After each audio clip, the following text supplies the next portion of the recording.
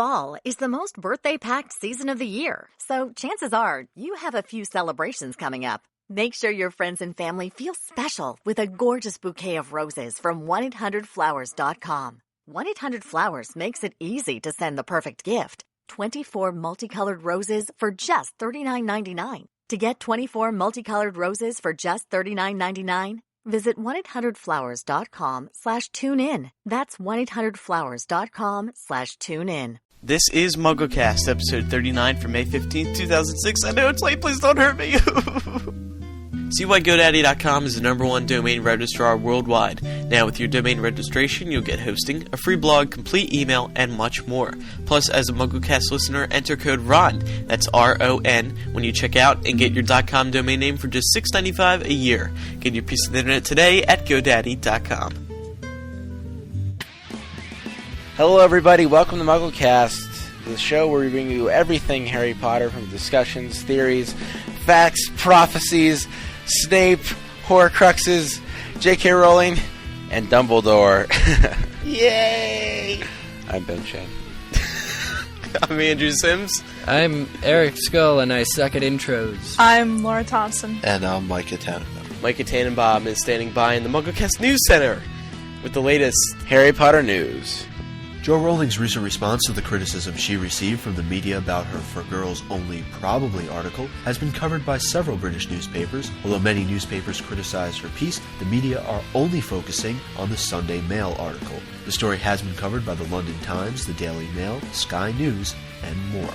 As we mentioned a few weeks ago, HPANA reported that Nicholas Hooper will be composing the soundtrack for the next Harry Potter movie, Harry Potter and the Order of the Phoenix. Warner Brothers confirmed Friday to Film Music Radio that he will indeed be scoring the soundtrack for the fifth film. In 2004, Hooper won the BAFTA for Best Original Score and was nominated several other times for the prestigious awards. To launch their Summer Reading Buzz program, which encourages children to read at least 6 books over the summer, Scholastic, publisher of the U.S. Harry Potter books, has invited a panel of authors, book professionals, and aspiring writers to their headquarters to discuss the children's book publishing industry. The panel includes the editor of the American Harry Potter series, Arthur Levine, and in a segment called The J.K. Rowling Phenomenon, he discusses just how Jo became so successful. You can watch the video of the interview over on MuggleNet.com. Over the past few weeks, a woman in Gwinnett County, Georgia, has been fighting her child's school district to remove Potter books from the schools within the district. We've learned that her attempts have failed, and the books will indeed remain in libraries. The full article from the Atlanta Journal-Constitution can be viewed over on MuggleNet.com. The Goblet of Fire DVD is placed in the Guinness World Records for being the fastest-selling DVD ever. The DVD sold 5 million copies on release day alone. A certificate to recognize this special honor was presented to Dan Radcliffe on set of Order of the Phoenix last month. Comments from the Potter actor, including a photo, will be in the 2007 Guinness Book of World Records. And speaking of Dan Radcliffe, him and Emma Watson both received top awards at the 2006 German Bravo Otto Awards. Dan won the male movie star category, and Emma took home top honors in the female movie star category. Warner Brothers once again trying to tackle internet movie piracy by signing a deal with BitTorrent, which will allow consumers to download hundreds of WB productions legally. TV shows will start off at a price of around $1, with full-length movies costing roughly the same as a DVD rental. And Emma Thompson will be back in Order of the Phoenix as Professor Sybil Trelawney. She shot some of her scenes just last week. And the big news, the New York Times reported earlier this week that J.K. Rowling will be in New York City this August for a charity book reading. Jo will be at Radio City Music Hall in the company of authors Stephen King and John Irving. Money raised through tickets will be donated to Doctors Without Borders and the Haven Foundation, which benefits artists who have suffered from illness or accidents. Tickets range from $12.50 to $100, but there are also family packages costing $1,000 apiece that include 4 orchestra seats and a signed book from each author. Jo will be reading on the nights of August 1st and August 2nd. Tickets are still on sale now and are limited to 8 per person. And just 4 days after Lumos, the Leaky Mug crew will be in New York City for this event, hosting a podcast on August 2nd. For more information, listen to the most recent Leaky Mug. And there's also a variety of updates to Jo's site, including a thank you to MuggleNet's Andy for his response to the criticism of Jo's weight-obsessed article. The Harry Potter author said Andy saved her time enough to write a half chapter of the 7th book. That's all the news for this May 14th, 2006 edition of MuggleCast. Happy Mother's Day. Back to the show. All right, thank you, Micah. Let's see. There's so much. This has been such a good Harry Potter week. Oh, it's been beautiful. Let's get to a couple announcements first. Actually, we only got one announcement for you anymore. Let's just not even call it announcements anymore. Let's just call it MuggleCast t-shirt time. Don't forget, everyone, buy your MuggleCast t-shirt because National Wear Your MuggleCast Shirt Day is only a few weeks away on June 2nd. We talked with our shirt provider this week, and he said that the deadline to order your shirts is May 23rd, coincidentally my birthday. Presents can be mailed to the MuggleCast P.O. Box. Attention, Andrew Sims. And I'll keep them. And they will remain in my closet until a year from now. The absolute deadline for ordering your shirts is May 26th, but our shirt provider guarantees them by May 20. If you order them by May 23rd, they're guaranteed. Our shirt provider is samandnate.com. Sam actually quit his day job recently. He's full-time t-shirt extraordinaire. Yeah, man. Guy. Dude. So, please visit samandnate.com. They create some excellent shirts, as you've seen. And don't forget that National Wear Your MuggleCast shirt, the contest. That's coming up pretty soon. But, Andrew, I have a question. For you. Why is it just National Wear Your MuggleCast T-shirt Day? Why not National Wear Your MuggleCast T-shirt Month? Where you wear the same T-shirt every day for a month. Well, that'd be kind of gross. But we want to focus it all in one day. We want the Americans to see everyone wearing their MuggleCast t-shirts. It was like that Immigration Day. You know, if it was Immigration Month, then they would have just taken off whenever. Remember, like 2 Fridays ago? Oh, yeah, I see. Or 2 Mondays ago? You know what I mean? Oh, yeah, so it's more of a concentrated effort. Right, exactly. The deal with National Wear Your MuggleCast Shirt Day is that everyone wears their MuggleCast shirts on June 2nd. Send in a picture of you wearing your shirt somewhere out in public. Email it in. We'll randomly select 5 people who send in their pictures, and they will win an exclusive MuggleCast Live in Las Vegas t-shirt, which is absolutely fantastic, and they will be the first 5 people to receive them and wear them. They might get it before we do. Yeah. We have one listener rebuttal for everyone this week because we got a lot to get to. This one comes from Kelly, 21 of Tennessee. This is in regards to a discussion we were having the other day as concerning how everyone knows like how many house points each house has. So Kelly writes, you guys were talking the other day, episode 36, about how house points are posted, and I just saw that I'd let you know that on page 853 of the U.S. edition of Order of the Phoenix, it says, so that's 50 each for Potter, the 2 Weasleys, Longbottom, and Miss Granger, said Professor McGonagall, and a shower of rubies fell down into the bottom bulb of Gryffindor's hourglass as she spoke, end quote. Now, come to think of it, I do remember seeing these in the movie. Yeah. Mm-hmm. All right, so moving on, we don't do this very often, but this week we are going to discuss a little news that's happening because it is so big and we are really excited for some and proud reasons. We're proud, we're excited, we're thrilled and honored. You name it, we are it. Is that proper grammar? Someone correct me. Where's that? So this week... Yeah, this week, let's see, it was late Tuesday night, New York Times posted a story saying that J.K. Rowling would be in New York City for the first time in 6 years. Not New York City the first time in 6 years, but the United States. This is the first time she's been in the United States since 6 years ago. And she will be joining Stephen King and John Irving for a benefit reading. And we were immediately, thrilled to hear this because, first of all, I'm just 2 hours away. Everyone else is a little bit... no, Mike is practically right in the city. I'm 1,300 miles away. Ooh, fantastic. I'm somewhere in between there. So, right next door. So, what we're really excited about is we do plan on going to this right after Vegas. The timing is perfect for us because the live podcast in Las Vegas Lumos 2006 is July 29th, I believe. We're coming home the 30th. And then right after that, it's straight up to New York City for this. New York City, baby. So what do you guys think? First time she's been here in 6 years. 6 years ago, I was a little taught. 6 years ago, I hadn't even been on a computer yet. There's to put it in perspective for you. Now I live on a computer. Actually, I heard that Joe's going to wear her MuggleCast t-shirt to the event. Maybe we should change the day to August 1st. We should mail her one. And tell her that she has to wear it. Oh, let's do that. I'm sure she would, She has anything better to wear. I'm really excited. What book do you guys think she's going to read from? Probably Half-Blood Prince. I would think Half-Blood Prince. I'm actually pretty excited to see Stephen King, too. Yes. That's going to be awesome. What are some books that he's written? Rita Hayworth and the Shawshank Redemption. Carrie, The Shining. There's a lot of them. So, of course, we will be updating everyone on that over the next couple of weeks.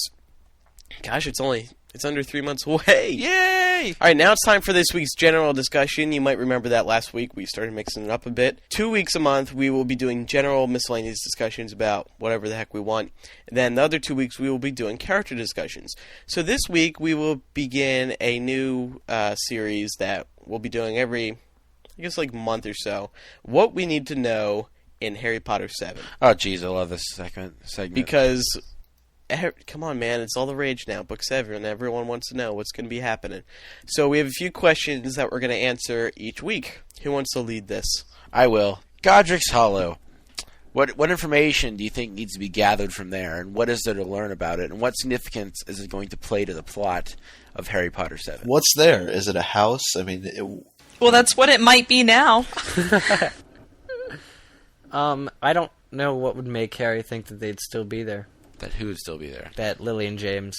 You said, Eric, you've had a problem with Godric's Hollow. Yeah, Micah, I have about Don't you? 150 problems with Godric's Hollow. Name your biggest problem.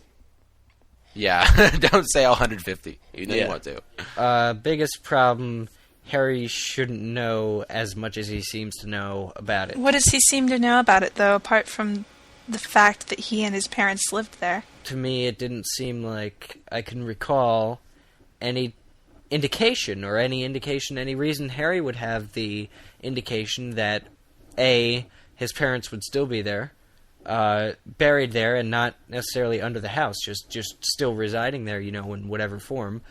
In a way, it makes sense if they lived there, they'd be buried there, but that, again, isn't something I think Harry just immediately said to Ron at the end of book 6, I'm going to Godric's Hollow, and I'm going to find out everything about my parents, and it's somehow going to lead me to Horcruxes, and that's where I'm going to start my search. And Ron's like, okay, yip-diddy-doo-dah, go ahead. But we have Are no you sure clue. that's out of a fan fiction story? Did he actually say he was going to go there? Yeah, he did. Yeah, didn't he? but he didn't That's say it. He didn't say that he was going to find out about Horcruxes there. He just said that was where it all started, so it was probably the best place for him to start. He's returning to his roots. But that isn't where it all started, though. I mean, it kind of is, as far as the downfall of Voldemort. But, That's where it all started for Harry, though. But what's he going to find after so many years, even if he can find the house?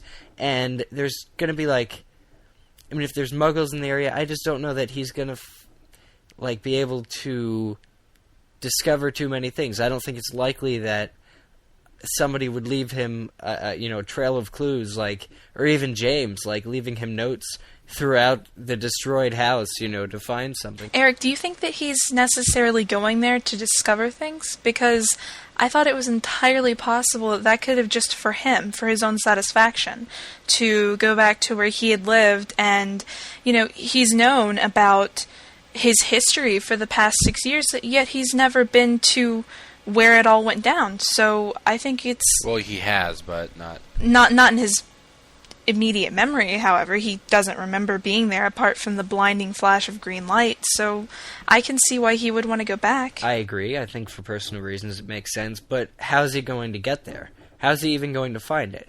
The distinct impression I got at the end of Book 6 was that he already knew where it was. And what it was. And none of us do. Well, wouldn't Remus know where it was? Not necessarily. He knew that his parents grew up there, and I'm sure plenty of people knew where it was because it's a famous site. It's where the one person who ever survived the killing curse, that's where it happened. But all I'm saying is, who did he ask to find out where Godric's Hollow was, and how did he find out, and where is it? We'll find out. We'll find that out in Book 7. He knows. He's just like, I'm going to go find Godric's Hollow now, and I'm like, well, how do you know anything about Godric's Hollow? We don't even know why it's called Godric's Hollow, if it has something to do with Gryffindor or not. Okay, it's kind of like... oh, jeez, I'm so dumb. What's the name of the village of the Weasleys? Chipping Sodbury? Like St. Ottery and... What's that village? Ottery, St. Catchpole. Something like that? St. Catchpole. Yes. Yeah, St. Ottery Catchpole. Ottery, St. Catchpole. Yeah, Ottery, St. Catchpole. St. Ottery, Catchpole. It's kind of like that for the Weasleys.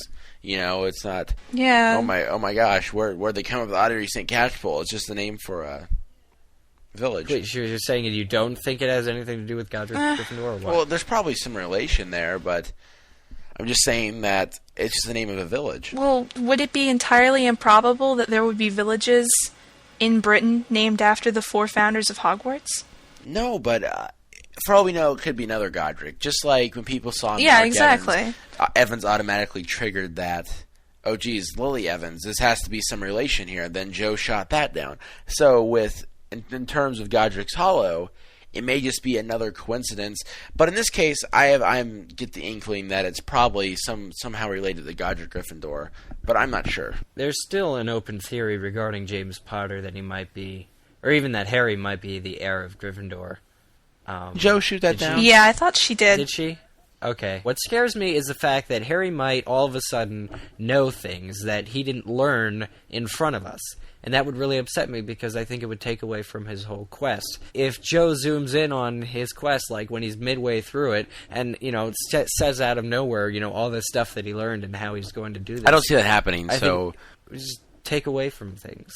I think he needs to learn everything in front of us so that we can appreciate all of his knowledge and watch. I think it's the exemplar quest. It's like we're supposed to see how this is being done. And I think that's already happening. I don't think we have to worry about Harry gaining some inside information that we don't see, because the book is written from his point of view.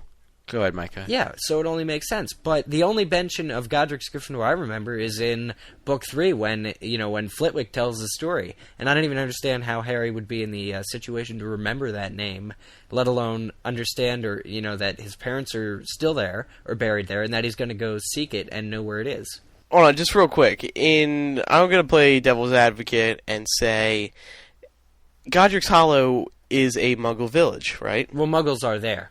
Right. Or at least near. Why would they name it after Godric Gryffindor if it's a Muggle village and wizards aren't really known to be around there? Well, wizards can have influence. It's not like you can't name something like Spell Lane or Witchcraft Avenue. I'm sure there's some of those in the U.S. as just Muggle, just Muggle inspiration. Like, I mean, I'm just trying to think if they had to. I would imagine Godric Gryffindor among above any of the other founders as being a Muggle man, kind of like Dumbledore. Yeah. Involving himself in the Muggles. Maybe he's famous in Muggle history. We just don't know. Well, the one thing I was just going to say real quick was that you might just be assuming that just by him saying he wants to go back there doesn't necessarily mean he knows exactly where it is. I understand. Yeah, that too. But he never said, I'm going to find out where it is first. He's not like, okay, well, I have to find somebody who knows where it is. And, well, first of all, Sirius is dead. He's going to have to ask Hagrid, I guess, if he finds Remus. Remus. Yeah. I don't know. Next question here. Will Harry or any of the trio ever return to school? We've talked about this numerous times, but maybe now... And will the school even be open, though? Let's consider that. We can lay it to rest now. They didn't close Hogwarts for the Chamber of Secrets both times. They didn't close Hogwarts when Dumbledore was away in 3 of the books. Well, see, school was going on then, though. Yes, and this has brought it to a whole new level. Yeah. But I personally think that Hogwarts will be open, and for some reason, I see Harry having to go alone on this one. I don't know. Going alone on what? Well, on his little journey. Oh. I'm not entirely alone, because if he tries to go solo, he's going to lose. But I just see Ron and Hermione being at school at least part of the time. That's just how I foresee it. Yeah, well, Hogwarts has always been the number one safe haven for people, especially people afraid of Voldemort. It's always seemed that, Hogwarts has been there. It stayed open during Voldemort's reign the first time, presumably. I mean, there were all those 7th years who wouldn't have been 7th years if they, if the school just opened. Well, I guess they would have been, but I just think I get the impression that Hogwarts was always open, even when Voldemort reigned, even when Grindelwald was doing whatever he did, and it makes no sense to me that they would close it. Yes, they've lost a headmaster, and yes, they've lost the best headmaster they probably ever had or ever will have, but Hogwarts has always been this beacon, not necessarily even of hope, but just it's been this school that's always remained open no matter what, and it's had numerous inner insurgencies where, like, you know, all this inner crap happens to it and the structure's, like, ready to blow up, but Hogwarts has always stayed in there. Something that I think is important to bring up is Dumbledore is the only man that Voldemort ever feared. And now that he's been killed, it sort of makes sense that the rest of the wizarding community may be pretty upset about it. And so the only reason I think that Hogwarts will stay open is it's because it's kind of like America, and how we all don't stay locked inside of our houses just because there was a terrorist attack on September 11th. And that because we know the threat's there. The people in the Muggle world, not the Muggle world, but the Wizarding world, know that the threat of Voldemort's there, but it's not going to hamper their everyday lives. And I don't see it hampering the everyday lives of students who are attending Hogwarts, because that would completely defeat the purpose. That's letting Voldemort win in its own sense. So I don't think Joe will let that happen. Yeah, but in the past, a lot of parents have voiced their concerns over keeping the school open. Right, but that's when children were showing up petrified left and right. Yeah, but this is worse, isn't it? It could happen. They know. I guess because Death Eaters got into Hogwarts, but I see security being a lot tighter than it has been in the past.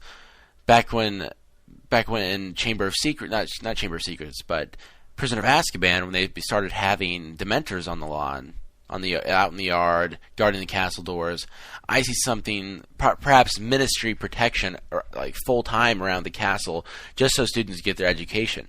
Because imagine what that would do to magical education in general. Imagine if America suspended all schools for an entire year. Then everyone would be behind, or basically it's indefinitely until Voldemort stopped or whatever. I imagine that some parents will keep their kids at home, but I think that Hogwarts will be open for those who still want to learn. I agree, and I think that's a nice parallel that Ben was making.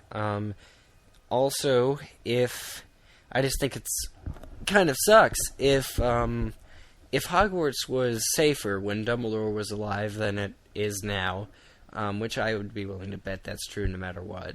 Even though Dumbledore and traces of Dumbledore might still be at Hogwarts, parents spent most of the time they had, where their kids were safe at school, they spent it disliking Dumbledore and, discrediting him thanks to the ministry. They spent their kids were going to his school more protected than they could be anywhere else in the world, and yet they were called upon to, hate him and send in nasty owls about how he runs things and how he, behaves. I just think it sucks that they had so little time to actually appreciate his headmastership. Continue with the terrorism analogy. After the United States was hit on September 11th, it basically made people ask the question afterwards. We started beefing up security and things like that.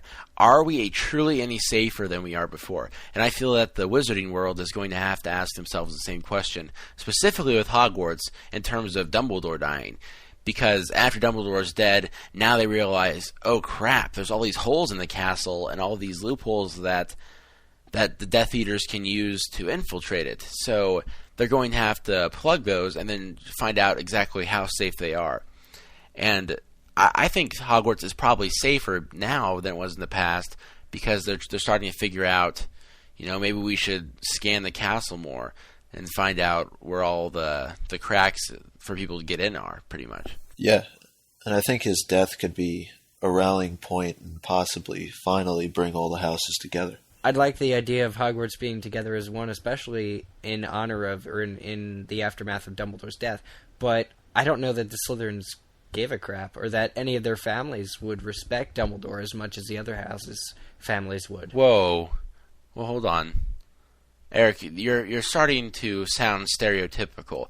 Continuing with my wonderful terrorism analogy again, after September 11th, what happened is the United States, all of a sudden, we had this stigma towards anyone that was that was Muslim, that appeared to be Muslim.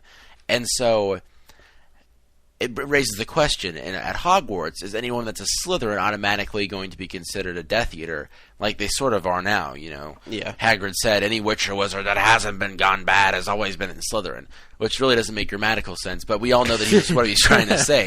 Nice impression. And so the point I'm trying to make is that I don't think it's fair for us to have this the stereotype about Slytherins. You say, well, I don't think the Slytherin house really gave a crap. I'm sure there are some good Slytherins. Right. For example, Slughorn was head of Slytherin house, and personally, I like the guy. So I don't think that... That's my biggest reason for seeing unity in Book 7, is that he is the head of house in Slytherin now. All right, so let's move on to a little Aberforth discussion now. We want to talk about what role he's going to play in the books, because Joe said there's one Order of the Phoenix character that we have met briefly but learn a whole lot more about in Book 7. Is it him, Micah? That's a great question. Is Aberforth a member? Does it say that in the book? Yeah, he is. Okay, duh. But I don't know. I think he's too busy off goats to save the world. We're definitely keeping that in, just bleeping it out. It was only mentioned once, and then the hog's head is kind of a reference to the goat. But anyway, or the pig, or animal, or farm animals in general. Do you guys feel that...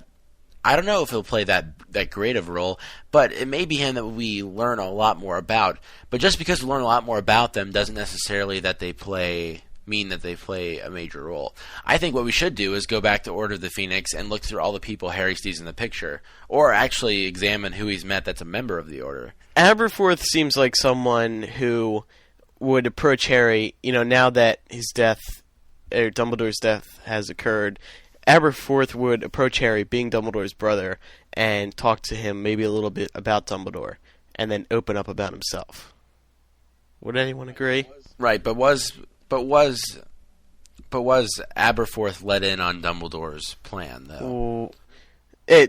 Regardless. Probably not. I don't think it matters either way. Well, he may have known his brother, but unless he's actually known what's going on and the things he's experienced, then it's sort of irrelevant. Well, actually, I'm pretty sure Dumbledore got him out of trouble with the goat, and if he didn't get him out of trouble with the goat, put it this way, Aberforth lives in Hogsmeade, right next to Hogwarts, and I think it would be very unlikely for Dumbledore not to keep contact with his brother. And even if he didn't, as Andrew said, regardless whether or not Aberforth knows of any plans or not, he's still his brother. He still grew up with him a little bit. And so there's all this potential where JKR didn't mention in the books, but she said so on her site, and we know that was him, and all sorts of stuff that it's just like he's waiting to come out. Well, Dumbledore and Harry, don't they return from the cave right in front of the Hog's Head? They do too, yeah. Be interesting to see all the stuff that happens.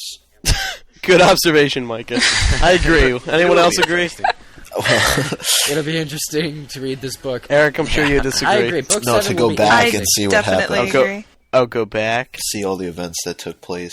See if it's there's any connections there. The final thing, the final part of our segment here. Who is the best resource for Harry to go to when beginning to search for Horcruxes? Moody, Lupin, Slughorn? But Dumbledore only told him to confide in Hermione and Ron. Oh, by the way, J.K. Rowling confirmed today that it is indeed Horcruxes, not Horcrux. Sorry, John. Thank God.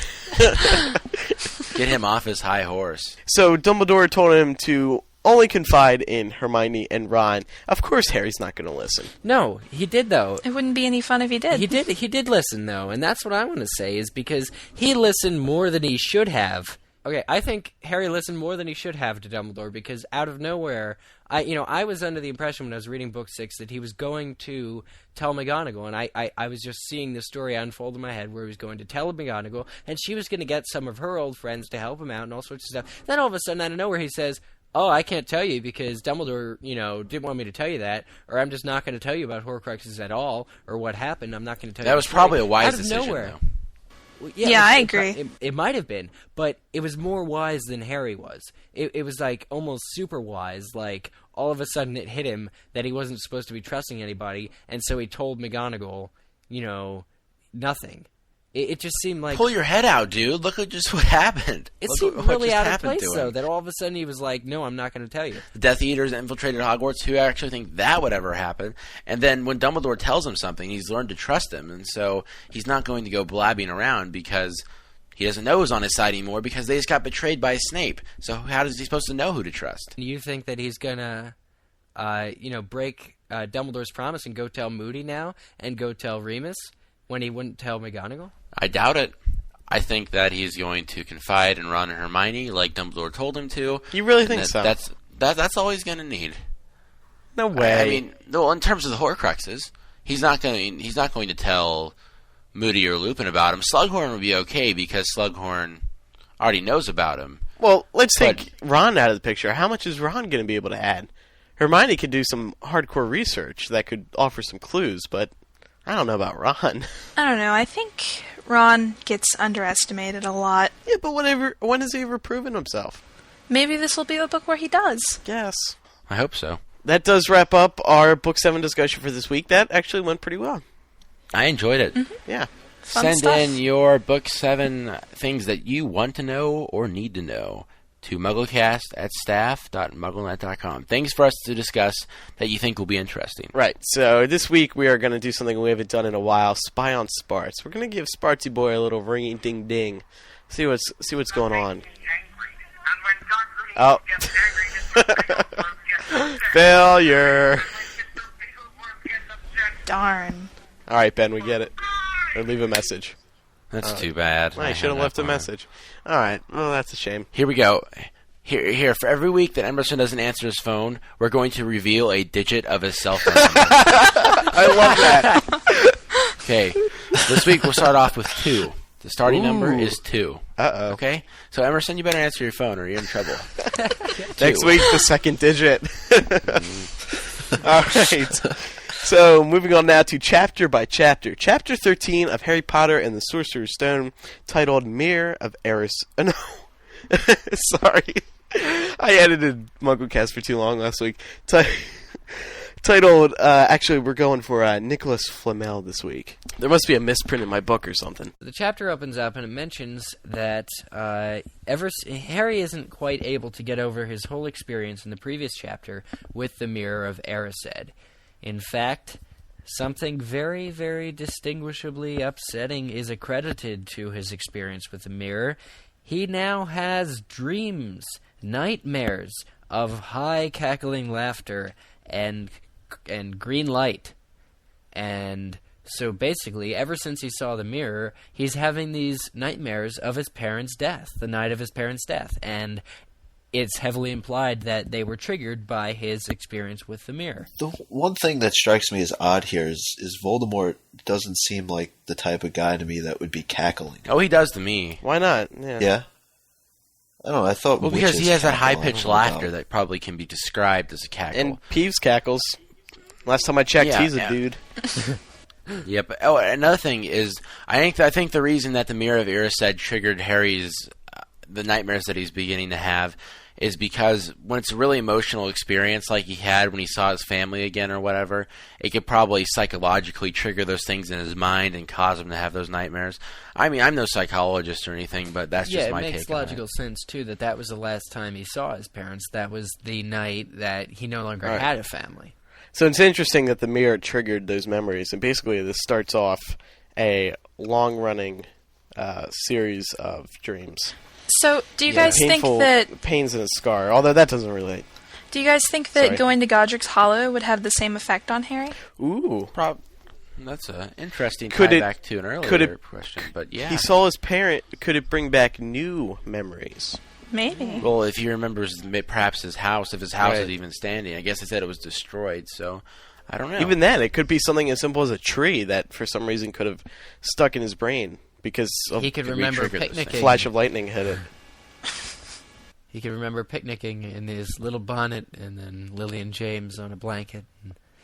I actually want him to remember things like that. I think new memories are important. I think that might be one of the more reasonable ways in which he learns more about himself and his past, is if he remembers all these things from when he was not even a year old. If things start coming back to him.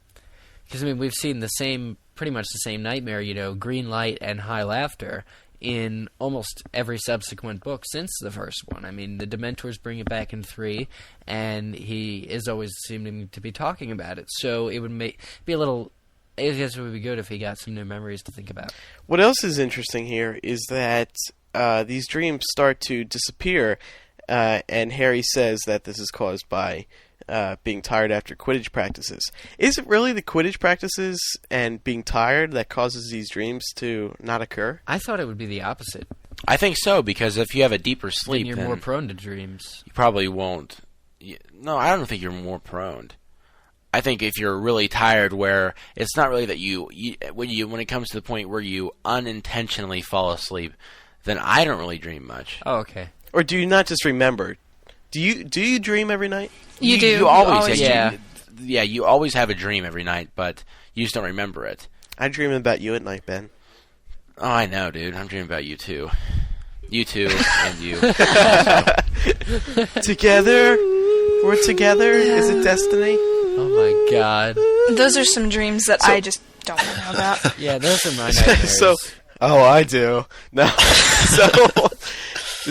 So I'm thinking, maybe is it that Harry he has his mind off of it? It's not so much that he's tired, he's just thinking about other things.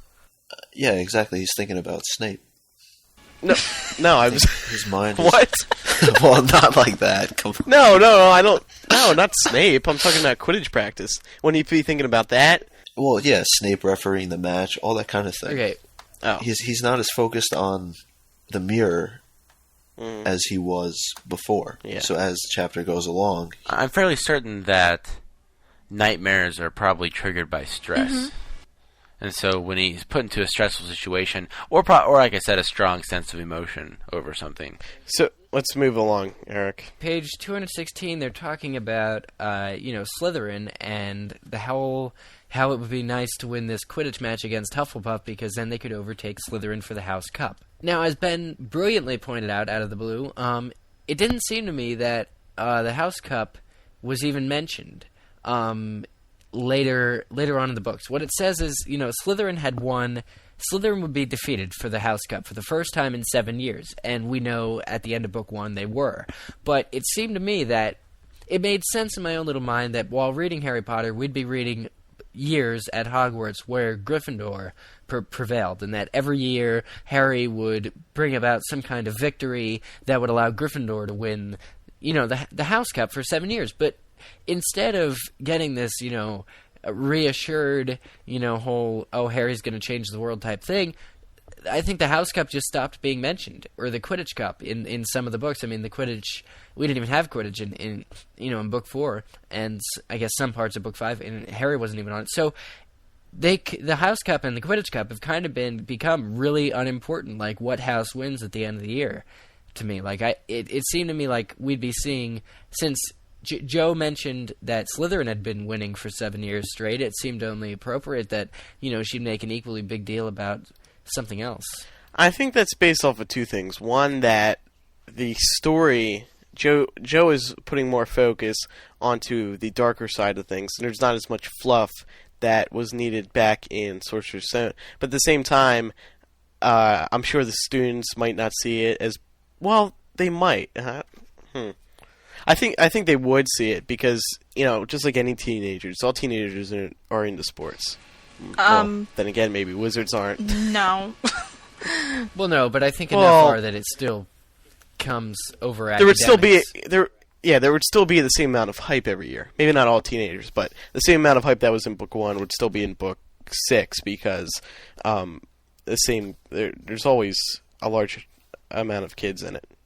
Or into it. Points still matter. It's still a fun game, and you don't need to actually play anything to be on this game. You just need to be a decent student and, you occasionally succeed in front of a teacher that'll give you points. I don't necessarily recall, Gryffindor not winning the House Cup, but I don't remember it being mentioned. Besides, I think book 5 they won it. Laura, did they? Do you remember that? I know they won the Quidditch Cup in book 5, but I'm not necessarily sure about the House Cup. I think that's interesting. I think, Eric, like what you said at the beginning, that we see these books through Harry's eyes. I think that's very important to remember because in this case, Harry has more important things to be focusing on than the Quidditch Cup and the House Cup. So for all we know, it does have the same amount of hype and the other students do care just as much, but Harry's more focused on finding the Horcruxes. Which makes perfect sense, but I don't know. He didn't have Horcruxes to deal with. In any other book besides 6, in the same way. Yeah, but he had Dementors and werewolf teachers. Well, usually at the end of the book 5 was the first different book in the way that the ending wasn't happy. Well, 4 wasn't entirely either, but at the end of every book, it seemed that they had this whole, expository paragraph where JKR wrote, things slowed down. They did well on their well on their exams. And by the way, Gryffindor won the House Cup. And by the way, this happened. And that sort of thing, like another year at the Dursleys and going to give Dudley a second, all this other stuff. It's like this calm, peaceful thing at the end of each book where she kind of sums up the last days of school and that kind of thing that happens. And that just stopped. And it was kind of like the ending of book 5. I don't know how that happened, but it's this whole destiny thing. And you're right, Laura, that he's more occupied with destiny and things. But there was always that kind of, exposition at the end where we knew where some things were stated about what happened at the end of the year and during the banquet and stuff and to characters. All right, so let's move on to Nicolas Flamel now because he's the main subject of this chapter. We first find out about him. Well, Harry finds out about him from of all places the back of a chocolate frog card. Dumbledore's, actually. 12 Uses of Dragon's Blood. Yes. So we find out that Nicolas Flamel is the only known maker of the Sorcerer's Stone. All right, so let's get into a little history about good old Nick. Laura, you've done your research. Yeah, Nicolas Flamel was a French alchemist of the 1400s, and as quoted by Wikipedia, Flamel is supposed to have been the most accomplished of the European alchemists. It is claimed that he succeeded at the 2 magical goals of alchemy, supposed to have been the chief arms of that discipline. He made the Philosopher's Stone that turns lead into gold, and he and his wife, Perenelle, allegedly gained immortality. Now, it's important to notice, too, that, Laura, that this is actually, you're reading from documented historical fact, British legend, as in this stuff actually happened and that Nicolas Flamel was, at one point or another in real history, a real person, which is interesting to note because JKR used this true, person, this true legend, to sort of jumpstart her books, with this, British legend. She actually used it, and it's based more on, I guess, history of our world, more so than the other books. Well, he's mentioned in the Da Vinci Code. Yeah, he's mentioned in lots of books.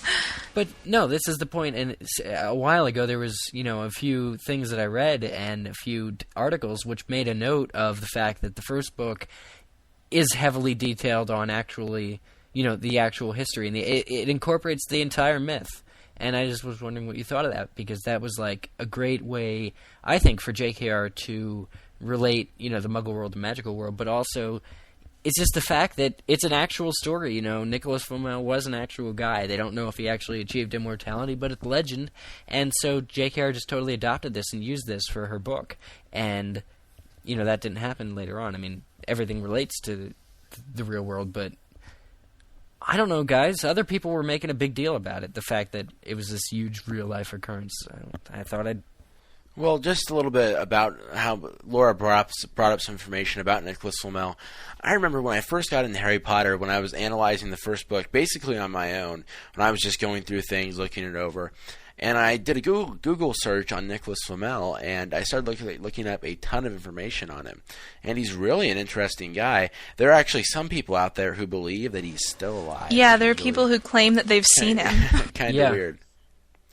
And that he's living in a village in India. He listens to MuggleCast. Yeah. Nick listens to us. He's just an interesting guy. I think that it just made sense for Jo to use him because she's talking about the substance that, the Philosopher's Stone, and Nicolas Flamel was indeed an alchemist. And yeah, I agree with that. I don't think it holds any further significance other than it just fit perfectly for what she needed. Yeah, definitely. Don't you guys think if Nicolas Flamel was really alive that he would have sued Jo by now? Nicolas for using Flamel would have come If my forward. name was in a huge He would- book, I wouldn't complain. Well, maybe I would if I needed some cash. When you're 700 years old, dude, there isn't much for you to do. When you can make everything into gold, you don't really need cash. Alright, so let's move on to the Quidditch match, which takes a couple of interesting turns. Right before it, though, Harry makes a connection that it appears that Snape is following him around. But this can be attributed to, more or less, Snape possibly... God, I just lost my train of thought. Snape looking out for Harry as opposed to right. stalking him. There's actually two great lines on page 221 here. And you guys talked about this, I think, a couple of weeks ago. But it does relate. It says, could Snape possibly know they'd found out about the Sorcerer's Stone? Harry didn't see how he could, yet he sometimes had the horrible feeling that Snape could read minds. Yeah, it's occlumency. It's another one of those things where it's like, it's heavily implied, but at the same time, I don't know. I mean, I think Snape would be able to tell that they knew about the Sorcerer's Stone, but it makes it seems to me that Snape wouldn't give Harry the same kind of levity that Dumbledore was, and Dumbledore and Snape presumably both, if this is occlumency, know that Harry knows about the Sorcerer's Stone. I think Snape would have... I don't know. I was going to say I would think Snape would come out and tell Harry not to go for it, like McGonagall did, but then again, they suspect Snape of being a part of it. I don't know. I just think if Snape knew that Harry knew about the Sorcerer's Stone, he would have taken other measures and things would have gone a little bit differently. I'm just saying it's something that sticks out in your mind when you're going back and reading the books. Now moving on to the Quidditch match here. Shoot. I should have the page. Page 222. Fred Weasley says, the whole school's out there, said Fred Weasley, peering out the door. Even blimey, Dumbledore's come to watch. Harry did a somersault. Dumbledore, he said, dashing to the door to make sure. Fred was right. There is no mistaking that silver beard. Why is everyone so surprised that Dumbledore has arrived? Okay, maybe... Perhaps he doesn't show up to Quidditch matches. Alright, well, I get that, but why doesn't he? And what makes this one so special? So, Dumbledore's at this Quidditch match. And Harry is relieved because he thinks, well, Snape can't touch me. Now, so they go out to the game. They're very enthusiastic, and it's kind of the game just flows. And within moments, Harry has caught the snitch.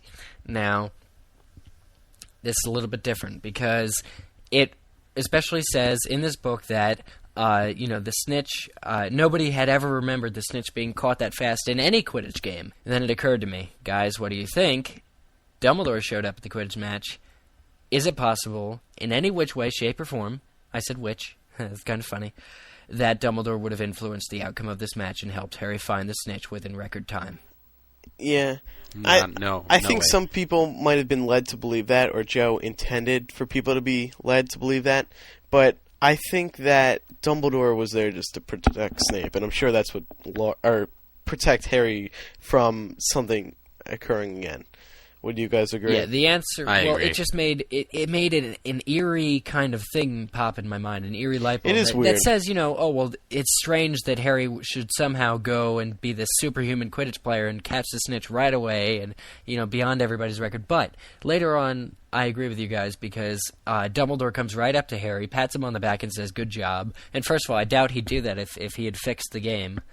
And also later on when he's walking his broomstick back, right before he sees Snape go into the forest, it says that he's proud of himself for actually, proving to the whole school that he can do something for himself.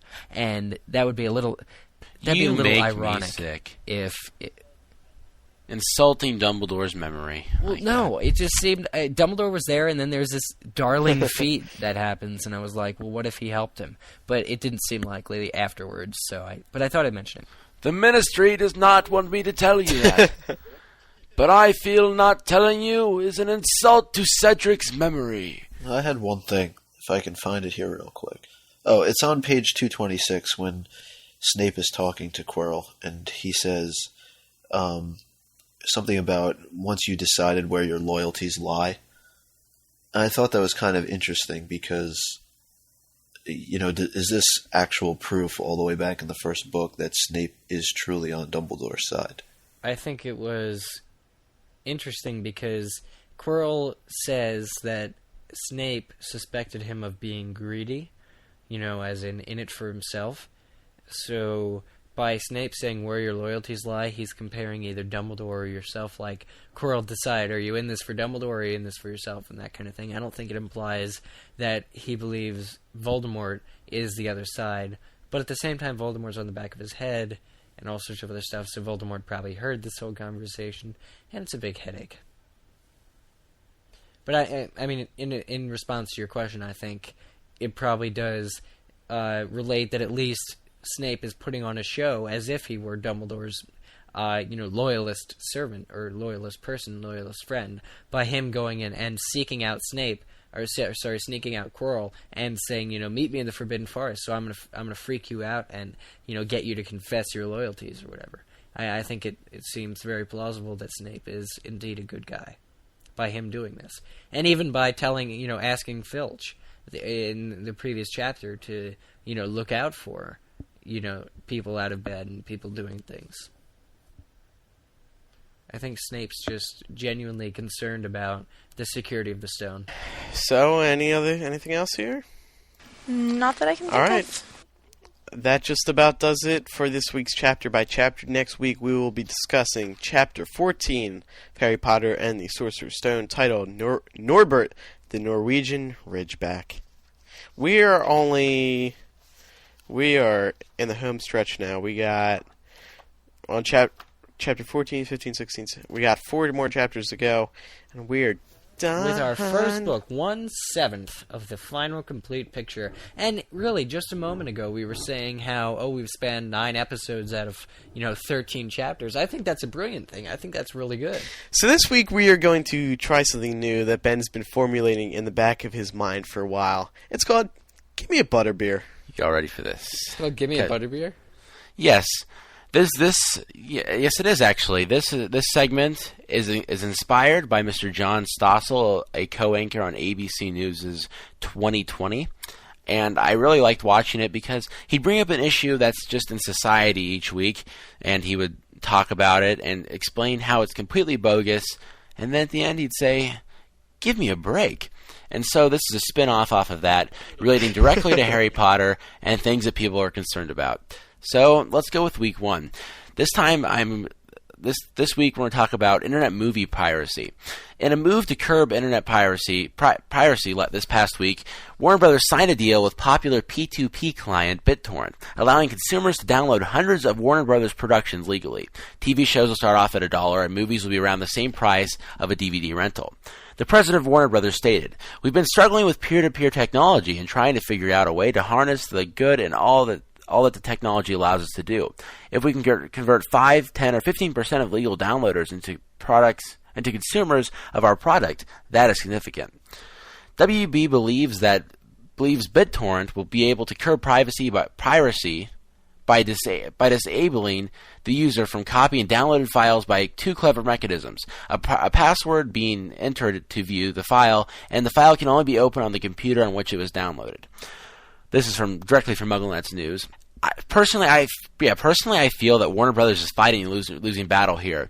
Here's a few statistics from the Motion Picture Association of America. Between 115,000 and 150,000 movies are transferred across P2P networks in the United States each and every day.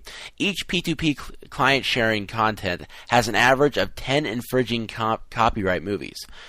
Each movie costs an average of $143 million to make and market, and around 60% of movies do not recover from the investment.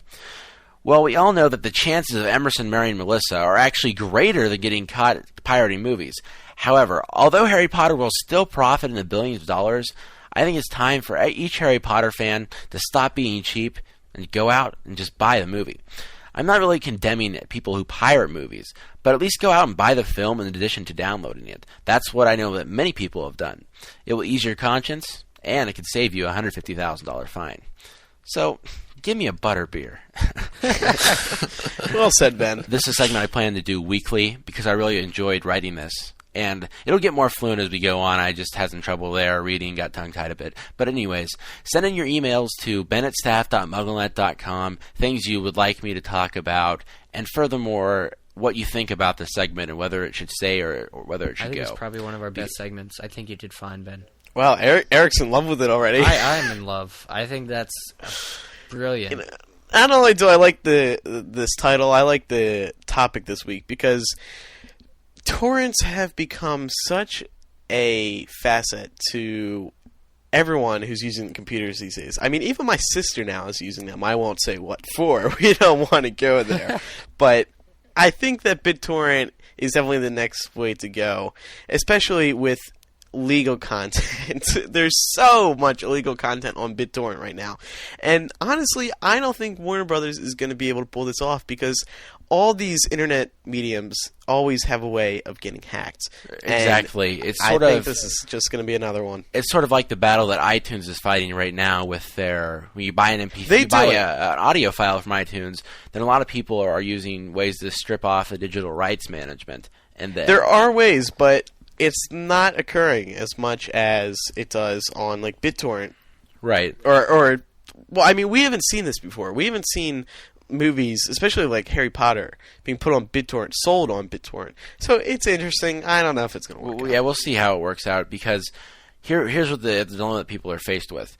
You buy it for $1 off BitTorrent, or you go download BearShare, or it's probably going to be more than that. You buy it for $5 off BitTorrent, or you go to BearShare or LimeWire or one of the other P2P clients and get it for free. And I just don't have the ability to send it to other people. So I just don't see how they're going to convert people. And another thing is, I think that it could actually hurt them because people will be able to get better quality versions if they find a way to strip the digital rights management off of the video. Isn't that right? Yeah.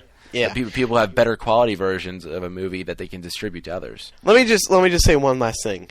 The people who are downloading it over BitTorrent are the people who do not go out to see movies for one reason or another, and they like the movies. These are people who like Harry Potter, but they're too embarrassed to go out to see it, and I honestly think that's what it is.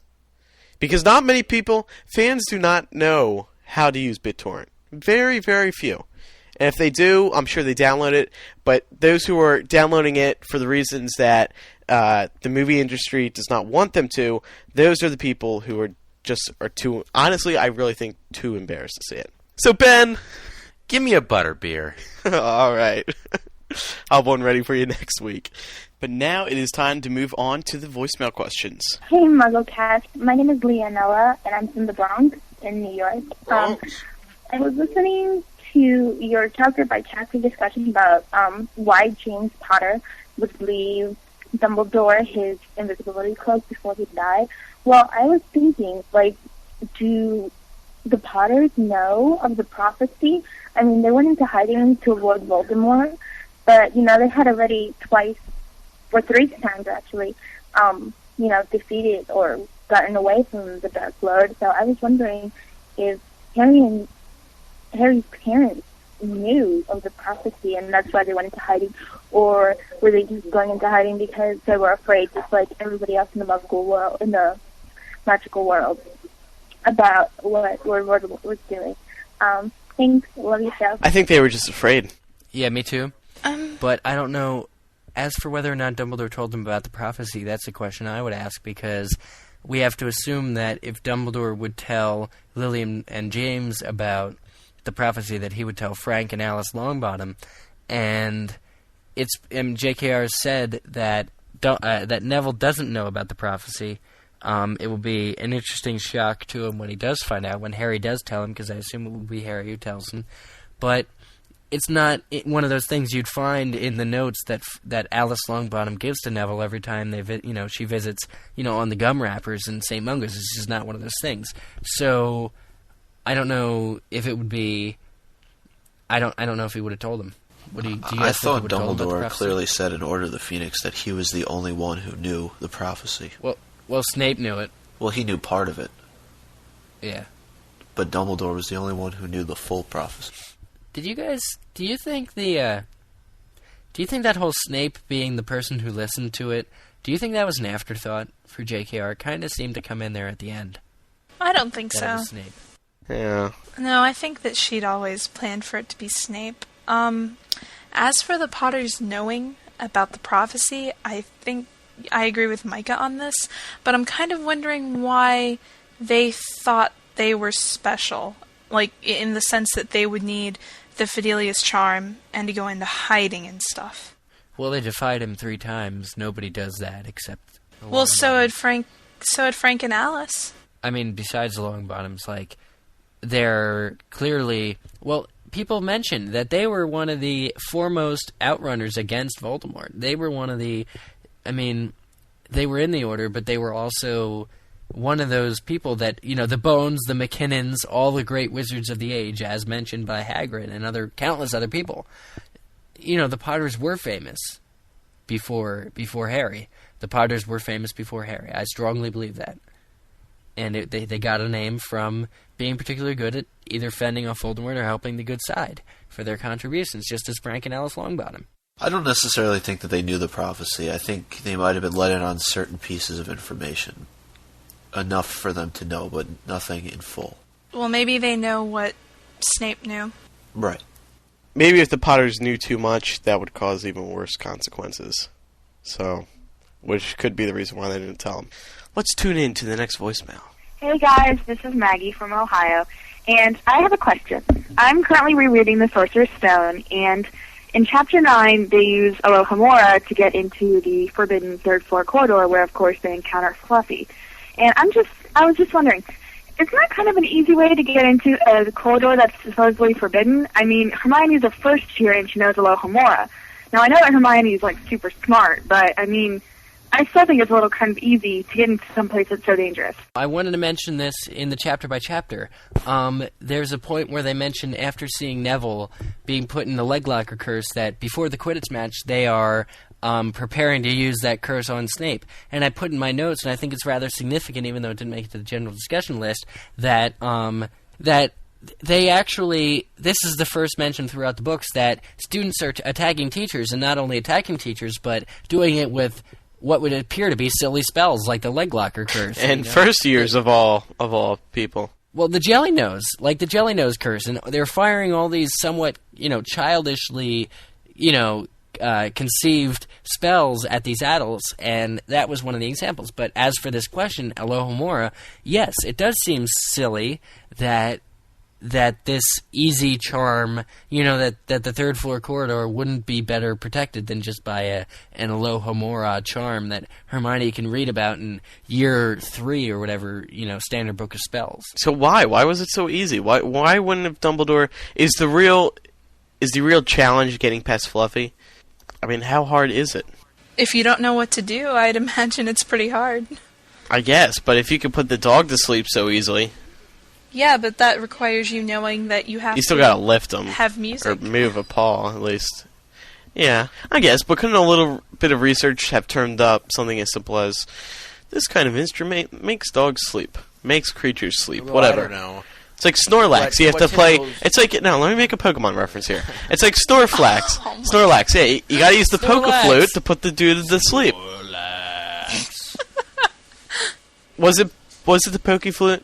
9-year-olds, please email me. It was.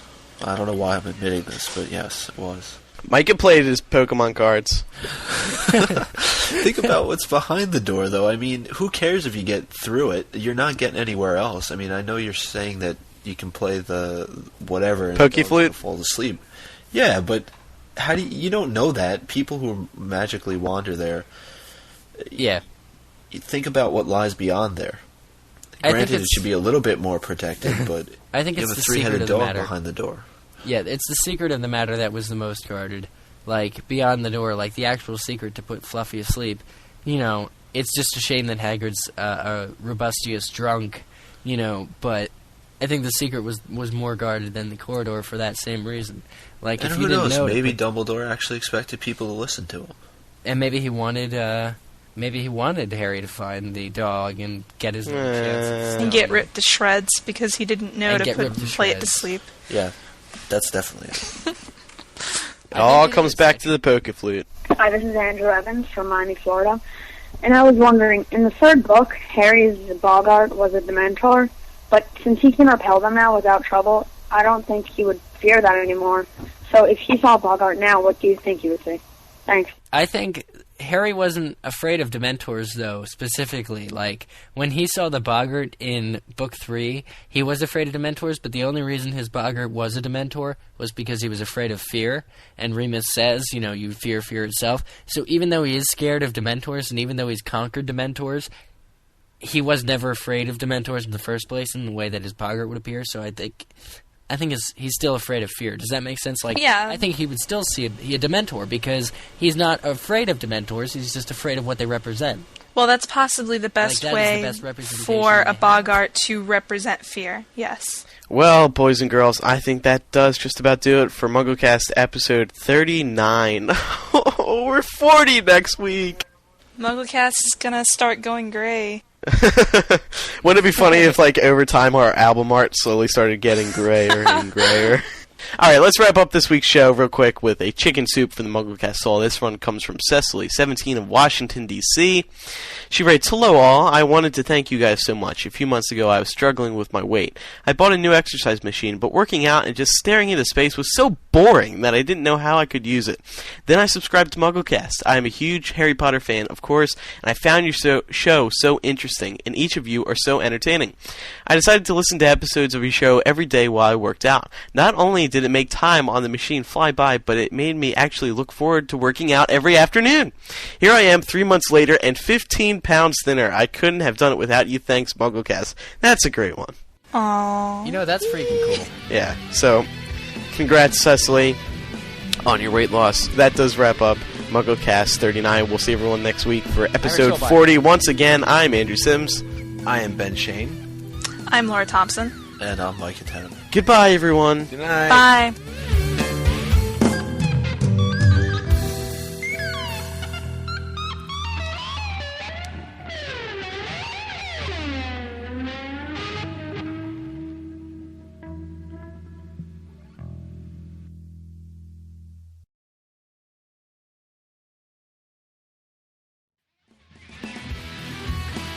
Hi, MuggleCast. It's Mary Elizabeth, and I just turned 14 years old, and I live in Springdale, Arkansas, and just wanted to say great show and keep up the good work. Love you guys and Laura, Kevin, Andrew, Ben, Jamie, Eric, Micah, and Laura. Love you. Bye. Hi, this is Angela from Virginia. Just wanted to say that MuggleCast is great. My husband and I have been listening for a couple of months. We're big Harry Potter fans, and you guys are great. Thanks. Bye-bye. Hi, MuggleCast. I'm Kristen. I'm Casey. And I'm Kirsten. And we're in our high school's production of the musical Les Miserables. And we have a long time doing the songs that we sing in. So we listen to MuggleCast while we're waiting. It saves us from a long, slow death of boredom and math homework. So we just wanted to say thanks and we love you guys. Oh, and one more thing. Do me a favor. Lose a tone! Hi, this is Cecile calling from France. I just want to thank you for since all this I've been listening to the show every week, and thanks to that, I think it has improved a lot. And it enables me to get a place at a British uni in Salon next year, so all hail to MuggleCast, #1 podcast for English teaching. You will solve the great mystery. Streaming only on Peacock. This is Robert Langdon. The suspect called him. I teach symbology. He wants me to locate an ancient portal buried within the Capitol. From the author of the Da Vinci Code and Angels and Demons. It's your dad. The people who took him want me to find a piece of a very old puzzle. And executive producers Ron Howard and Brian Grazer. We have to finish this or my dad is dead. Dan Brown's The Lost Symbol. Streaming now with new episodes every Thursday. Only on Peacock.